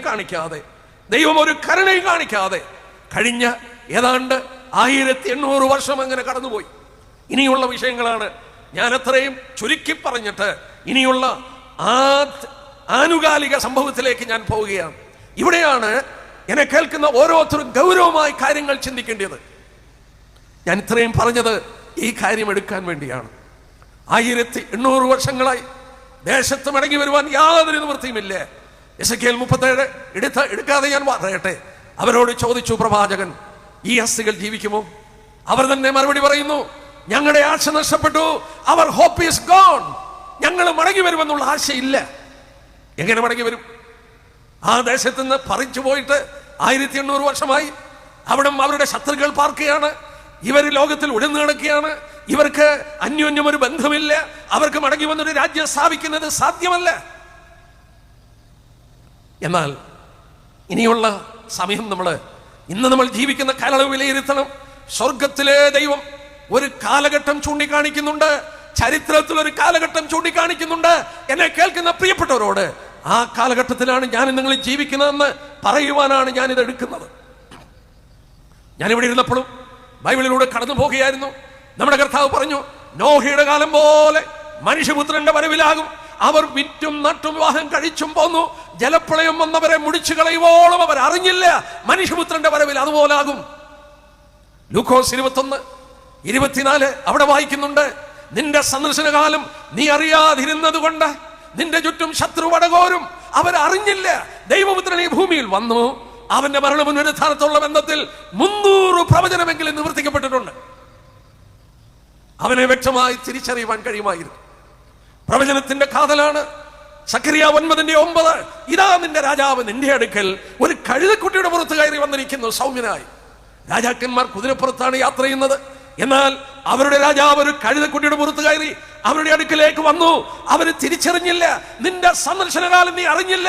300-ലധികം പ്രവചനങ്ങൾ നിവർത്തിച്ചുകൊണ്ട് ഞാനിങ്ങനെ പറയട്ടെ, ദാനിയേൽ 9 അപഗ്രഥിക്കുമ്പോൾ 62 ആഴ്ചവട്ടം 69 ആഴ്ചവട്ടം കഴിയുമ്പോൾ അഭിഷിക്തൻ ഛേദിക്കപ്പെടും.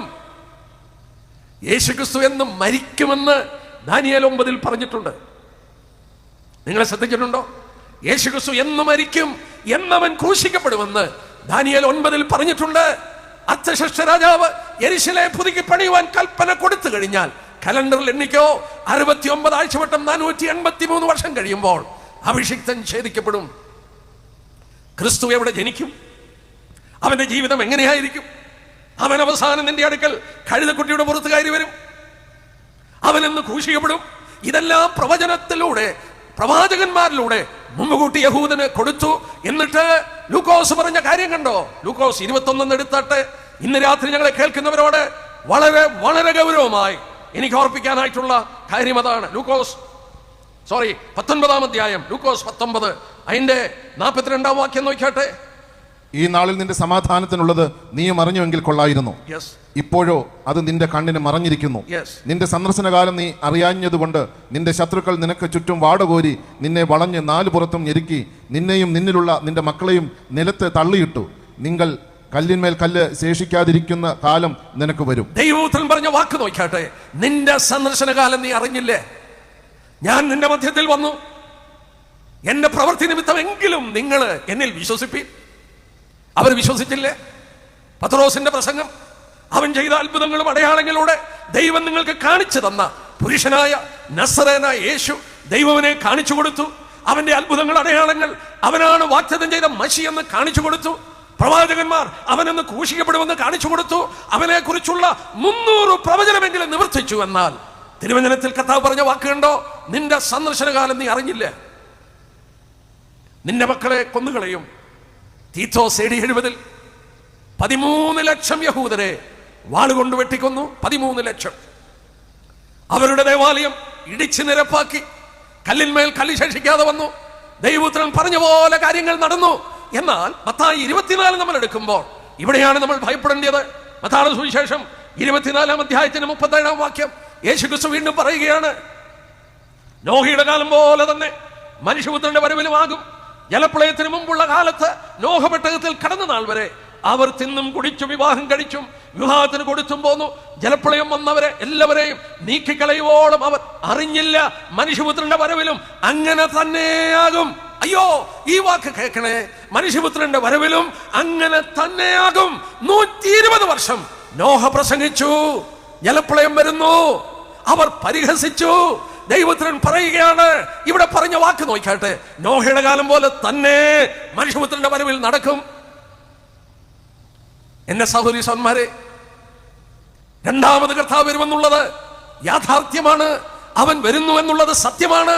അവൻ വരുന്നു, വരാൻ വേണ്ടി കാര്യങ്ങൾ ഒരുക്കപ്പെട്ടു എന്നുള്ളത് പ്രവചന പഠനം നമ്മളെ മനസ്സിലാക്കുന്നു. ഒരു കാലഘട്ടം ദൈവം ചൂണ്ടിക്കാണിച്ചു. എടുക്കാം, 2-3 വാക്യം ഞാൻ വായിച്ചോട്ടെ. യെരമ്യാ പ്രവചനം 30 അധ്യായം നോക്കട്ടെ. യെരമ്യാ പ്രവചനം 30 അധ്യായം. ഇന്ന് രാത്രിയിൽ വളരെ ലളിതമായി നമ്മളൊന്ന് ശ്രദ്ധിച്ചാട്ടെ. 2500 വർഷം മുമ്പ് യെരമ്യാവിനോട് ദൈവം പറഞ്ഞു, ഞാൻ ഈ പറയുന്നത് ഒരു പുസ്തകത്തിൽ എഴുതി വെക്കണം. എന്തിനാ എഴുതി വെക്കുന്നത്? അതിന്റെ 3-ാം വാക്യം നോക്കിയേ. ഞാൻ ഇസ്രായേലും യഹൂദയുമായ എൻ്റെ ജനത്തിന്റെ പ്രവാസം മാറ്റുവാനുള്ള കാലം വരും എന്ന് യഹോവയുടെ അരുളപ്പാട്. ഞാൻ അവരുടെ പിതാക്കന്മാർക്ക് കൊടുത്ത ദേശത്തേക്ക് അവരെ മടക്കി വരുത്തും, അവർ അതിനെ കൈവശമാക്കുമെന്ന് യഹോവയുടെ അരുളപ്പാട്. ദൈവവചനം ശ്രദ്ധിച്ച് പ്രിയപ്പെട്ടവരെ, നോഹയുടെ കാലം പോലെ മനുഷ്യപുത്രന്റെ വരവിൽ സംഭവിക്കുമെന്ന് പറഞ്ഞപ്പോൾ അവരറിഞ്ഞില്ല. നിന്റെ സന്ദർശനകാലം നീ അറിഞ്ഞില്ല. ദൈവം പ്രവചന വാക്കുകളിലൂടെ ചരിത്രത്തിൽ ഒരു കാലഘട്ടം ചൂണ്ടിക്കാണിക്കുന്നുണ്ട്. ഇവിടെ ഇരിക്കുന്ന ഏറിയ പങ്ക് ദൈവമക്കളാണ്. പ്രിയ ദൈവമക്കളോട് ഞാൻ പറയട്ടെ, ഓരോ ദിവസം ഉണരുമ്പോൾ ദൈവത്തോട് ഞാൻ പറയാറുണ്ട്, ദൈവമേ, ഇന്നൊരു ദിവസം നീ തന്നിരിക്കുകയാണല്ലോ, ഈ ഒരു ദിവസം കൂടെ നിന്റെ ഹിതപ്രകാരം എന്ത് നീ ആഗ്രഹിക്കുന്നു അത് ചെയ്യുവാനുള്ള കൃപ തരണേ. കാരണം എന്താ? അവൻ വന്നിട്ടില്ല, അവൻ വരുന്നു. കാരണം ഇവിടെ പ്രത്യേകം നോക്കുക എന്റെ പ്രിയപ്പെട്ടവരെ, 2500 വർഷം മുമ്പ് ഈ ചിതറിപ്പോയ യഹൂദനുണ്ടല്ലോ, ദേശമില്ലാതെ ഏതാണ്ട് 1800 വർഷം ഉഴന്ന് നടന്ന വാണ്ടറേഴ്സ്, അവർ ലോകം മുഴുവൻ ചിതറിപ്പോയി. ദൈവം ചൂണ്ടിക്കാണിച്ചു, അവരുടെ പിതാക്കന്മാർക്ക് കൊടുത്ത ദേശത്തിലേക്ക് ഞാൻ അവരെ മടക്കി വരുത്തുന്ന കാലം വരും. വന്നോ? അങ്ങനെ ഒരു കാലം വന്നോ? ഞാൻ നിങ്ങൾ ജീവിക്കുമ്പോൾ ആ കാലം വന്നു. നമ്മൾ ഓർക്കണം, ഞാൻ നിങ്ങൾ ജീവിക്കുന്ന കാലഘട്ടം ചരിത്രത്തിൽ ദൈവം ചൂണ്ടിക്കാണിച്ചു. അങ്ങനെ ഒരു നാൾ വരും. എന്താണ് സംഭവിക്കുന്നത് നമുക്ക് നോക്കാം. ദൈവം വെച്ചാൽ ആ ഭാഗത്തിൽ മടങ്ങി വരാം. 31 അധ്യായം എടുത്താട്ടെ, അതിന്റെ 37 വാക്യം നോക്കിയേ. 31ന്റെ 37 വാക്യം. യഹോവ ഇപ്രകാരം അരുളി ചെയ്യുന്നു, മീതെ ആകാശത്തെ അളക്കുവാനും താഴെ ഭൂമിയുടെ അടിസ്ഥാനങ്ങളെ ശോധന ചെയ്യുവാനും കഴിയുമെങ്കിൽ ഞാനും ഇസ്രായേൽ സന്തതിയൊക്കെയും അവർ ചെയ്ത സകലവും നിമിത്തം തള്ളിക്കളയും എന്ന് യഹോവയുടെ അരുളപ്പാട്. ഈ നഗരം ഹനനയിൽ ഗോപുരം മുതൽ കോൺവാതിൽ വരെ യഹോവയ്ക്കായി പണിവാനുള്ള കാലം വരുമെന്ന് യഹോവയുടെ അരുളപ്പാട്. ക്ഷമിക്കണം, അതിന്റെ 27 വാക്യമാണ്. 27 വാക്യം. ഞാൻ ഇസ്രായേൽ ഗ്രഹത്തിലും യഹൂദ ഗ്രഹത്തിലും മനുഷ്യരുടെയും മൃഗങ്ങളുടെയും വിത്ത് വിതയ്ക്കുന്ന കാലം വരും എന്ന് യഹോവയുടെ അരുളപ്പാട്. അവിടെ നോക്കിയേ, ദൈവം ഒരു കാലം ചൂണ്ടിക്കാണിക്കുകയാണ്. പലസ്തീന്റെ മണ്ണ് 1800 ആണ്ട് 1880 പലസ്തീൻ മുഴുവൻ പരിധി നോക്കിയാൽ 10,000 യഹൂദന്മാരില്ല. അവിടെ മൃഗങ്ങളില്ല, അവിടെ പച്ച പുല്ലില്ല, അവിടെ വൃക്ഷങ്ങളില്ല, അവിടെ മഴയില്ല, അവിടെ മനുഷ്യന് വസിപ്പാൻ സാധ്യമല്ലാത്തൊരു സ്ഥലമായി കിടക്കുകയാണ്. ദൈവം പറയുകയാണ്, ഞാൻ മനുഷ്യരുടെയും മൃഗത്തിന്റെയും വിത്ത് വിതയ്ക്കുന്ന കാലം വരും. A time will come. അങ്ങനെ ഒരു കാലഘട്ടം വരും. അതിന്റെ ശേഷം 28-ാം വാക്യം നോക്കിയേ, ദൈവത്തിന്റെ രണ്ടിടവിടിയിൽ കാണാൻ കഴിയുന്നു. അന്ന് ഞാൻ പറിപ്പാനും പൊളിപ്പാനും ഇടിപ്പാനും നശിപ്പിപ്പാനും കഷ്ടപ്പെടുത്തുവാനും അവരുടെ മേൽ ജാഗരിച്ചിരിക്കുന്നത് പോലെ പണിവാനും നടുവാനും അവരുടെ മേൽ ജാഗരിച്ചിരിക്കും എന്ന് യഹോവയുടെ അരുളപ്പാട്. ദൈവത്തിന്റെ രണ്ടിടപെടൽ. ഒരിക്കൽ ഞാൻ യഹൂദനെ പറിച്ചു കളയുവാൻ, മുടിച്ചു കളയുവാൻ, നശിപ്പിക്കുവാൻ ജാഗരിച്ചിരുന്നു. I was watching over them to pluck them up and to destroy. As I was watching over them to pluck and destroy, I will watch over them to build and to plant. ഞാൻ അതുപോലെ അവരെ പണിയുവാനും നടുവാനും ജാഗരിക്കും. ഒരു നിമിഷം ഒന്ന് ആലോചിച്ച് നോക്കി. 2000 വർഷം, 1800 വർഷം വിജയം എന്തെന്നുള്ളത് അവർ കണ്ടിട്ടില്ല. എന്നാൽ ദൈവം അവരോട് കരുണ കാണിച്ചൊരു കാലഘട്ടം. ആ കാലഘട്ടത്തിൽ 23 ഇസ്ലാമിക് രാജ്യങ്ങളുടെ മധ്യത്തിൽ അവരെ തുടച്ചു കളയണം. ഞങ്ങളുടെ മതപരവും ധാർമ്മികമായ കടപ്പാടാണ്, അവരെ ഇല്ലായ്മ ചെയ്യണം. അങ്ങനെ പറഞ്ഞവരുടെ നടുക്ക് രാജ്യങ്ങൾ ഒന്നിച്ചവരോട് യുദ്ധത്തിന് വന്നിട്ട് ആ രാജ്യം എന്തുകൊണ്ട് വിജയത്തിന്റെ കൊടി പാറുന്നു? എന്തുകൊണ്ട്? ഒരു കാലഘട്ടത്തിൽ ദൈവം അവർക്ക് എതിരായിരുന്നു, ഇന്ന് ദൈവം അവർക്ക് അനുകൂലമാണ്. അതുകൊണ്ട് അവരെ തോൽപ്പിക്കാൻ ആർക്കും കഴിയുന്നില്ല. ദൈവം പറഞ്ഞ വാക്ക് നോക്കിയാട്ടെ, അങ്ങനെ ഒരു കാലം വരുമെന്ന് പറഞ്ഞു. ഞാനിത് വായിച്ചപ്പോൾ വളരെ പ്രാധാന്യതയുള്ള ഒരു കാര്യം, യെരമ്യാവിൽ തന്നെ നോക്കിയാട്ടെ, 16-ാം അധ്യായം നോക്കിയാട്ടെ, അതിന്റെ 13-ാമത്തെ വാക്യം, 13-ാം വാക്യത്തിന്റെ അവസാനം, ഞാൻ നിങ്ങൾക്ക് കൃപ കാണിക്കയില്ല. 16-ന്റെ 13-ന്റെ അവസാനം, ഞാൻ നിങ്ങളോട് കൃപ കാണിക്കില്ല. അവരോട് ദൈവം ഒരു കൃപയും കാണിച്ചില്ല. അവരെ കൊന്നൊടുക്കിയപ്പോൾ, അവർ കരഞ്ഞപ്പോൾ, ഗ്യാസ് ചേമ്പറിൽ അവരെ കൊന്നൊടുക്കിയപ്പോൾ ദൈവം കൃപ കാണിച്ചില്ല. ഇല്ല, അവരോട് കൃപ കാണിച്ചില്ല. എന്നാൽ 102-ാം സങ്കീർത്തനം എടുത്ത് അവിടെ നമ്മൾ ഒരു കാര്യം കാണാൻ പോവുകയാണ്. 102-ാം സങ്കീർത്തനം പ്രവചനാത്മാവിൽ രേഖപ്പെടുത്തിയിരിക്കുകയാണ്. 102-ാം സങ്കീർത്തനം അതിന്റെ 13-ാമത്തെ വാക്യം, 13-ാമത്തെ വാക്യം, നീ എഴുന്നേറ്റ് സിയോനോട് കരുണ കാണിക്കും, അവളോട് കൃപ കാണിപ്പാനുള്ള കാലം അതിന് സമയം വന്നിരിക്കുന്നു. ദൈവത്തിന് സ്തോത്രം. ഇംഗ്ലീഷ് ബൈബിളിൽ വായിച്ചാൽ the set time to show her favor. അതായത് അവളോട് കൃപ കാണിപ്പാൻ ദൈവം നിശ്ചയിച്ച സെറ്റ് ടൈം, ദൈവം നിശ്ചയിച്ച കാലം വന്നു. കൃപ കാണിക്കില്ലെന്ന് പറഞ്ഞു. അവരോട് ദൈവം കരുണ കാണിച്ചില്ല. എന്നാൽ ഇവിടെ പ്രവാചകൻ, സങ്കീർത്തനക്കാരൻ രേഖപ്പെടുത്തുകയാണ്, അവളോട് കൃപ കാണിപ്പാനുള്ള സെറ്റായി, അതെ, അതിനുള്ള സമയം വന്നു. ഇനിയും നമ്മൾ ഓർക്കണം, ആ സമയം വന്നപ്പോൾ അടുത്ത വാക്യം ഒന്ന് നോക്കിയേ, ഇനിയും ചരിത്രമാണ്. ഒന്ന് നോക്കിയേ, നിന്റെ ദാസന്മാർക്ക് അവളുടെ കല്ലുകളോട് താല്പര്യവും അവളുടെ പൂഴിയോട് അലിവും തോന്നുന്നു. ഇസ്രായേലിൽ യാത്ര ചെയ്തവർക്കറിയാം, ഇന്ന് കടന്നു ചെന്നാൽ വിലാപമതിൽ അവർ കരയുന്നു, അവർ പ്രാർത്ഥിക്കുന്നു, നെറ്റിയിട്ട് അഴിക്കുന്നു. എന്റെ പ്രിയപ്പെട്ടവരെ, സ്ത്രീകൾ കുഞ്ഞുങ്ങളെ മാർവിൽ കെട്ടിയിട്ടും കൊണ്ട് വിലാപമതിലിൽ അവർ പ്രാർത്ഥിക്കുന്നതും, ആ തുരങ്കത്തിലൊക്കെ കയറിയിരുന്ന് അവർ പ്രാർത്ഥിക്കുന്നതും, ആ കല്ലുകളെ സ്പർശിക്കുന്നതും ചുംബിക്കുന്നതും കാണാം. എന്നാൽ ഒരു കാര്യം മറക്കരുത്, 2000 വർഷം ലോകത്തിന്റെ 4 കോണിൽ കിടന്നുകൊണ്ട് അവരുടെ മുഖം തിരിച്ച് അടുത്ത വർഷം പെസഹോത്സവ സമയം ഞങ്ങൾ അവിടെ വരുമെന്ന് പ്രാർത്ഥിച്ചിരുന്നു. കയറാൻ നിവൃത്തിയില്ലായിരുന്നു.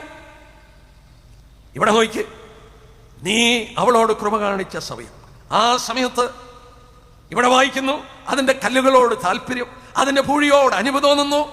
ദൈവത്തിന്റെ സമയം. അടുത്ത വാക്യം ഒന്ന് നോക്കണേ, അടുത്ത വാക്യം, യഹോവ സിയോനെ പണിയുകയും തന്റെ മഹത്വത്തിൽ പ്രത്യക്ഷനാകുകയും. വിശ്വസിക്കുന്നോ? വിശ്വസിക്കുന്നോ ഈ പ്രവചനം?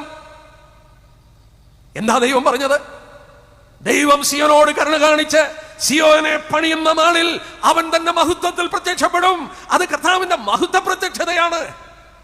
അതിന് 7 വർഷം മുമ്പെങ്കിലും സഭ ഇവിടെ നിന്ന് പോകും. ഞാൻ ഈ ഭാഗം ശ്രദ്ധിച്ചുകൊണ്ടിരുന്നപ്പോൾ, പഠിച്ചുകൊണ്ടിരുന്നപ്പോൾ എന്നെ അത്ഭുതപ്പെടുത്തിയ ഒരു വാക്യമാണ് 18-ാമത്തെ വാക്യം. എബ്രായ ഭാഷയിൽ അതിന്റെ അർത്ഥം ഗ്രഹിച്ചപ്പോൾ അത്ഭുതം തോന്നി. വരുവാനിരിക്കുന്ന തലമുറയ്ക്ക് വേണ്ടി ഇത് എഴുതി വെക്കും, വരുവാനിരിക്കുന്ന തലമുറയ്ക്ക് വേണ്ടി എഴുതി വെക്കും. സൃഷ്ടിക്കപ്പെടുവാനുള്ള ജനം യഹോവയെ സ്തുതിക്കും. ആ വാക്ക് എബ്രായ ഭാഷയിൽ ഞാൻ അതുപോലെ എഴുതിയെടുത്തു. ലഡാർഹ അചാരോൺ, ലഡാർഹ അചാരോൺ എന്ന വാക്കിന്റെ അർത്ഥം write it for the last generation, അവസാനത്തെ തലമുറയ്ക്ക് വേണ്ടി എഴുതി വെക്കുക. ലെക്സിക്കനോ മറ്റോ ഉണ്ടെങ്കിൽ നിങ്ങളൊന്ന് എടുത്ത് പരിശോധിച്ച് നോക്കിയേ, നിങ്ങൾ കാണും ഈ അത്ഭുത വാക്ക്. ദൈവം വെളിപ്പെടുത്തിയ രഹസ്യം, ഈ സിയോനെ പണിയുന്ന നാളുകൾ, അവരോട് കരുണ കാണിക്കുന്ന കാലഘട്ടം, അവൻ മഹത്വത്തിൽ പ്രത്യക്ഷപ്പെടേണ്ട സമയമാണ്. ഇത് അവസാനത്തെ തലമുറയ്ക്ക് വേണ്ടി എഴുതി വെക്കാൻ പറഞ്ഞു. സൗരന്മാരെ, ഞങ്ങളെ കേൾക്കുന്നവരോട് പറയട്ടെ, കർത്താവിന്റെ ഒന്നാം വരവിൽ യഹൂദന് മനസ്സിലാകുവാൻ കഴിഞ്ഞില്ല. പ്രവചനങ്ങളെല്ലാം ദൈവപുത്രനെ ചൂണ്ടിക്കാണിച്ച് അവർക്ക് ഗ്രഹിപ്പാൻ കഴിഞ്ഞില്ല.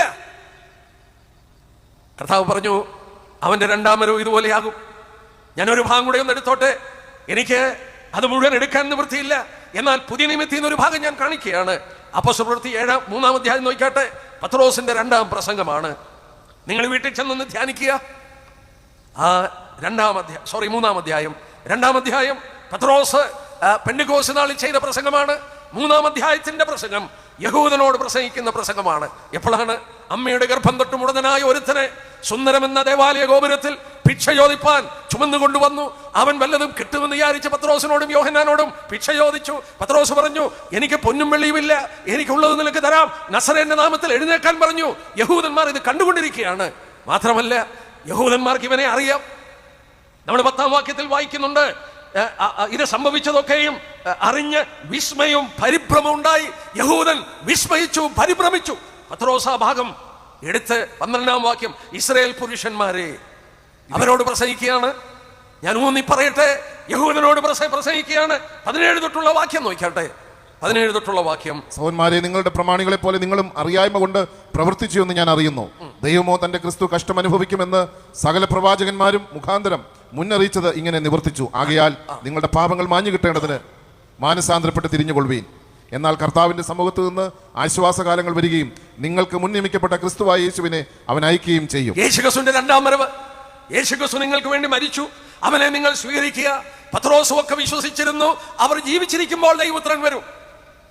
അതുകൊണ്ടാണ് അങ്ങനെ പറഞ്ഞത്, നിങ്ങൾ മാനസാന്തരപ്പെട്ട് തിരിയുക, എന്നാൽ കർത്താവിന്റെ സമ്മുഖത്ത് നിന്ന് ആശ്വാസകാലങ്ങൾ വരികയും. ഇവിടെ പറയുന്ന പോലെ നിങ്ങൾക്ക് മുൻ നിയമിച്ച ക്രിസ്തുവായ യേശുവിനെ അവൻ അയക്കും. അടുത്ത ഭാഗമാണ് ശ്രദ്ധിക്കേണ്ടത്. എപ്പോഴയക്കുമെന്നാ പറഞ്ഞത്? അവിടെ ഒരു രഹസ്യമുണ്ട് സഹോദരന്മാരെ. ദൈവം 21-ാം വാക്യം, ദൈവം ലോകാരംഭം മുതൽ തന്റെ വിശുദ്ധ പ്രവാചകന്മാർ മുഖാന്തരം അരുളി ചെയ്തതൊക്കെയും യഥാസ്ഥാനത്താകുന്ന കാലം വരുവോളം സ്വർഗം അവനെ കൈക്കൊള്ളേണ്ടതാകുന്നു. വണ്ടർഫുൾ. ഇവിടെ മലയാളത്തിൽ യഥാസ്ഥാനത്തിന്റെ കാലമെന്നാണ്. ഇംഗ്ലീഷ് ബൈബിളിൽ വായിച്ചാൽ ടൈംസ് ബഹുവചനമാണ്. ടൈംസ് ഓഫ് റീസ്റ്റോറേഷൻ, യഥാസ്ഥാനത്തിന്റെ നാളുകൾ, യഥാസ്ഥാനത്തിന്റെ ഒരു കാലഘട്ടം. ബഹുവചനമാണ് ടൈംസ്. ആരോടാ പറയുന്നത്? യഹൂദനോടാണ്. യഹൂദ രാഷ്ട്രത്തിന്റെ യഥാസ്ഥാനം പ്രവാചകന്മാർ അവരോടുള്ള ബന്ധത്തിൽ പറഞ്ഞിരുന്നു. എടുക്കാൻ നിവൃത്തിയില്ല. ആ ദേശത്ത് ആളുകളില്ലായിരുന്നു, അവർക്ക് ദേശമില്ലായിരുന്നു. അവർക്ക് ദേശം തിരിച്ചു കിട്ടി, ദേശം യഥാസ്ഥാനപ്പെട്ടു. അവിടെ ജനങ്ങളില്ലായിരുന്നു, ജനങ്ങൾ മടങ്ങി വന്നു. അവിടെ മൃഗങ്ങളില്ലായിരുന്നു. ഇന്ന് ലോകത്തിൽ ഏറ്റവും കൂടുതൽ പാൽ ഉൽപ്പാദിപ്പിക്കുന്ന പശുക്കൾ ഇസ്രായേലിന്റെ പശുക്കളാണ്. മാത്രമല്ല, മരുഭൂമിയായി കിടന്ന സ്ഥലം ഇന്ന് അവിടെ നിന്ന് $1.3 ബില്യൺ പൂക്കളും പഴക്കളും കയറ്റി അയക്കുന്നു. തീർന്നില്ല. എബ്രായ ഭാഷ മരിച്ചുപോയ ഭാഷയായിരുന്നു. ആ ഭാഷ വീണ്ടും പുനർജീവിച്ചു.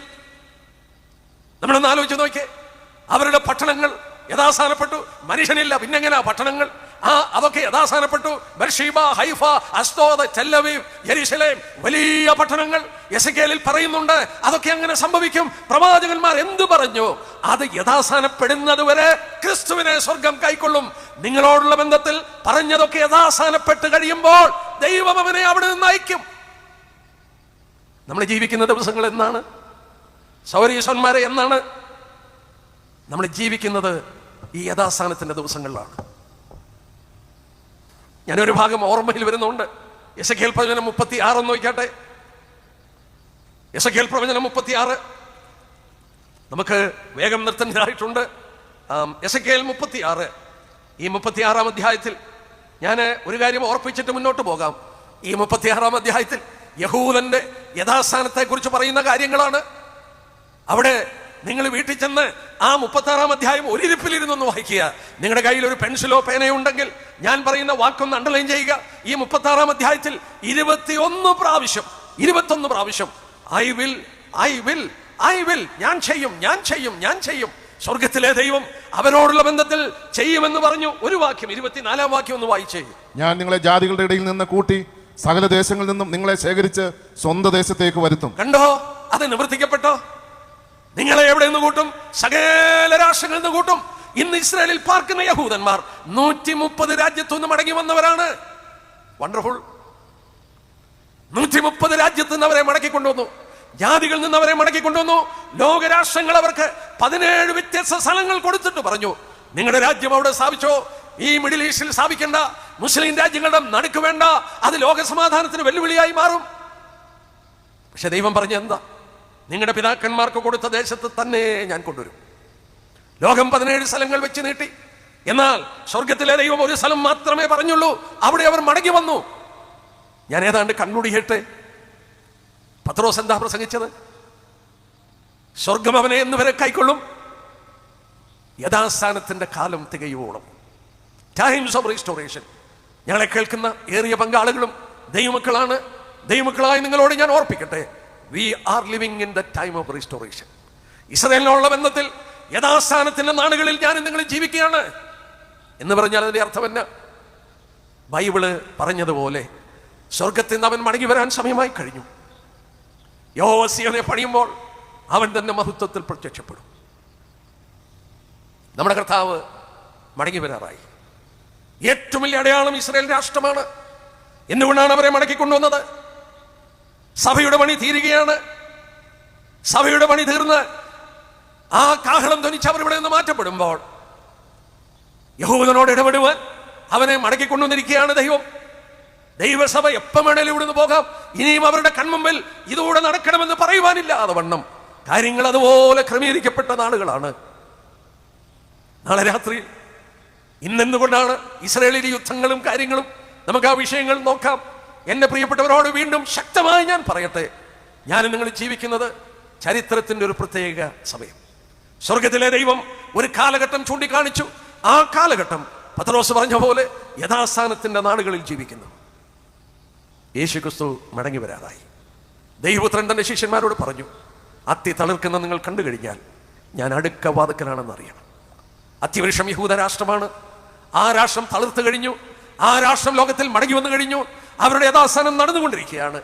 ദൈവമക്കളെ, നമ്മുടെ ഓരോ ദിവസങ്ങളും ഉണരുമ്പോൾ, നാം കിടക്കുമ്പോൾ, ദൈവമേ ഒരു ദിവസം കൂടി എനിക്ക് തന്നല്ലോ, ഒരു ദിവസം കൂടെ തന്നല്ലോ ദൈവമേ.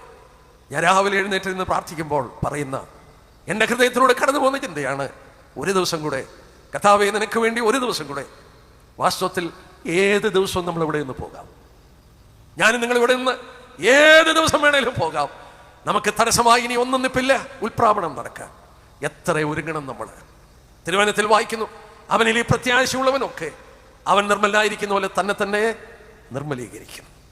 കർത്താവിനോട് കൂടുതൽ അടുത്ത് ജീവിക്കാം, കൂടുതലായി പ്രാർത്ഥിക്കാം, നമ്മളെ തന്നെ ഒരുക്കാം, നമ്മുടെ സമയങ്ങളെ വീണ്ടെടുക്കാം. നമുക്ക് ഏതെങ്കിലും വിധത്തിൽ കർത്താവിന് പ്രയോജനപ്പെടുമോ ആ വിധത്തിൽ പ്രയോജനപ്പെടാം. ഒരാത്മാവിനെയെങ്കിലും കർത്താവിന് വേണ്ടി നേടിയെടുക്കുവാൻ ശ്രമിക്കാം. നമ്മുടെ ആയുസ് കൊണ്ട് നമുക്ക് കഴിയുന്നതും കർത്താവിന് വേണ്ടി നമുക്ക് പ്രയോജനപ്പെടുവാൻ ദൈവം ഇടയാക്കട്ടെ. ഞങ്ങളെ കേൾക്കുന്ന ആരെങ്കിലും യേശുക്രിസ്തുവിന് വേണ്ടി ഒരുങ്ങിയിട്ടില്ലെങ്കിൽ, ഇവിടെ പ്രിയപ്പെട്ടവർ പാടിയപ്പോൾ, ഇവിടെ ആ നറേഷൻ പറഞ്ഞപ്പോൾ, ഇവിടെ ഇരുന്നു കൊണ്ട് ഞാനൊരു കാര്യം ഓർക്കുകയായിരുന്നു. അവർ പാടിയതൊക്കെ ദൈവസ്നേഹത്തെക്കുറിച്ചാണ്. ഇന്ന് അവരങ്ങനെ തിരഞ്ഞെടുത്ത് പാടിയതാണോ എന്ന് എനിക്കറിയില്ല. ആ കരുണയുടെ മാഹാത്മ്യം, ആ സ്നേഹത്തിന്റെ വലുപ്പം. ഞാൻ എബ്രായ ഭാഷ അറിയാവുന്ന അദ്ദേഹം മരിച്ചുപോയി, ഇന്ന് ദൈവസന്നിധിയിൽ വിശ്രമിക്കുകയാണ്. എബ്രായ ഭാഷ പഠിച്ച ഒരാളുടെ അടുക്കൽ ഞാൻ ഇരിക്കുകയായിരുന്നു. ഞങ്ങൾ തമ്മിൽ സംസാരിച്ചു കൊണ്ടിരുന്നു. അദ്ദേഹവും ഞാനും സംസാരിച്ചപ്പോൾ എന്നോട് പറഞ്ഞൊരു വാക്ക് എന്നെ ആകർഷിച്ചു. അദ്ദേഹം എന്നോട് പറഞ്ഞു, പഴയ നിയമ ഏടുകളിൽ സ്നേഹം എന്ന വാക്ക് അഹബ് എന്ന വാക്കാണ്. സ്നേഹത്തിന് അഹബ്. ഉദാഹരണമായിട്ട് ആവർത്തന പുസ്തകം 4-ാം അധ്യായത്തിന്റെ 37-ാം വാക്യം, നിന്റെ പിതാക്കന്മാരെ സ്നേഹിച്ചത് കൊണ്ട് അവൻ അവരുടെ സന്തതിയെ തിരഞ്ഞെടുത്തു. ഇസ്രായേലിനോട് പറയുകയാണ്, അബ്രഹാം, ഇസാക്ക്, യാക്കോബ് എന്നിവരെ സ്നേഹിച്ചത് കൊണ്ട് അവന്റെ സന്തതികളെ തിരഞ്ഞെടുത്തു. ആ വാക്ക് എബ്രായ ഭാഷയിൽ അഹബ് എന്ന വാക്കാണ്. അഹബ് എന്ന വാക്കിന്റെ അർത്ഥം എന്താണ്? എരിയുക എന്നാണ്. പുതിയ നിയമത്തിൽ പ്രിയ സഹോദരൻ പറഞ്ഞു, അഗാപ്പെ എന്നുള്ള വാക്കാണ്. അഗാപ്പെ എന്ന് പറഞ്ഞാൽ യാതൊരു പ്രതിഫലവും യാതൊന്നും മടക്കി ഇച്ഛിക്കാതെ നമ്മുടെ നന്മയെ ആഗ്രഹിച്ചുകൊണ്ട് നമ്മളെ സ്നേഹിക്കുക. എന്നാൽ പഴയ നിയമത്തിൽ ദൈവസ്നേഹം എരിയുന്ന സ്നേഹം. ഉത്തമഗീതം എൻ്റെ പ്രിയപ്പെട്ട ഒരു ഗ്രന്ഥമാണ്. ഞാൻ ആ ഉത്തമഗീതത്തെക്കുറിച്ച്, അതിൻ്റെ മുഴുവൻ എല്ലാ വാക്യങ്ങളെക്കുറിച്ചും എഴുതിയ ഒരു ബുക്ക് പ്രസിദ്ധീകരിക്കാനിടയായി മാറി. ഞാൻ അതിൽ നിന്ന് ഒരു കാര്യം കൂടി ഒന്ന് ഓർപ്പിച്ചോട്ടെ. എൻ്റെ മനസ്സിൽ ഇവിടെ ഇരുന്നപ്പോൾ ഓടി വന്നു ആ വാക്യങ്ങൾ.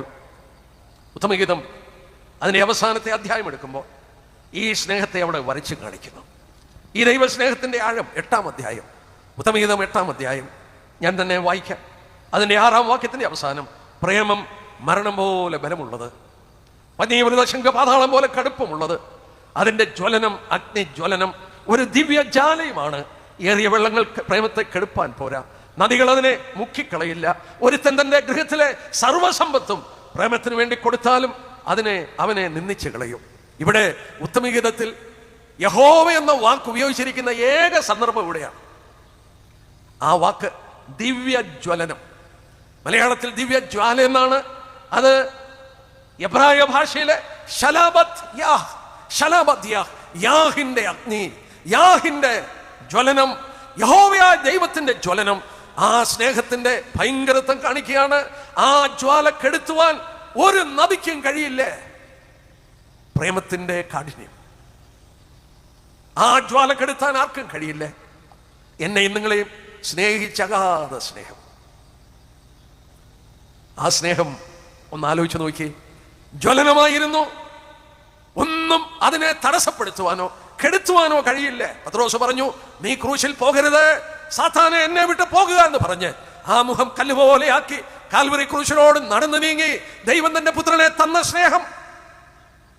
യോഹന്നാൻ 3:16, തന്റെ ഏകജാതനായ പുത്രനിൽ വിശ്വസിക്കുന്നവൻ നശിക്കാതെ നിത്യജീവൻ പ്രാപിക്കേണ്ടതിന് ദൈവം അവനെ നൽകുവാൻ തക്കവണ്ണം ലോകത്തെ അത്രമാത്രം സ്നേഹിച്ചു. ഞാനതോടെ തെളിയിച്ചു തരുന്നൊരു വാക്യം കൂടെ വായിച്ചിട്ട് എന്റെ പ്രസംഗം നിർത്തുകയാണ്. ലേവ്യ പുസ്തകം 22-ാം അധ്യായം നോക്കിയാട്ടെ. ആ സ്നേഹം, യാഗങ്ങൾ എൻ്റെ ഒരു പ്രിയപ്പെട്ട പഠനമാണ്. യാഗങ്ങളിലൂടെ ഞാൻ മനസ്സിലാക്കി അതിൻ്റെ ഓരോ കാര്യങ്ങൾ പറയുന്നത് ക്രൂശിനെ ഏതെങ്കിലും വിധത്തിൽ നമുക്ക് മനസ്സിലാക്കാൻ കഴിയുന്നു. ഏതെങ്കിലും വിധത്തിൽ ക്രൂശിന്റെ മഹത്വം. ഞാൻ ഈ ഭാഗം കടന്നു വന്നു. ലേവ്യ പുസ്തകം 22, ഞാൻ ആ വാക്യം എടുക്കട്ടെ. അതിന്റെ 26 തൊട്ടുള്ള വാക്യം.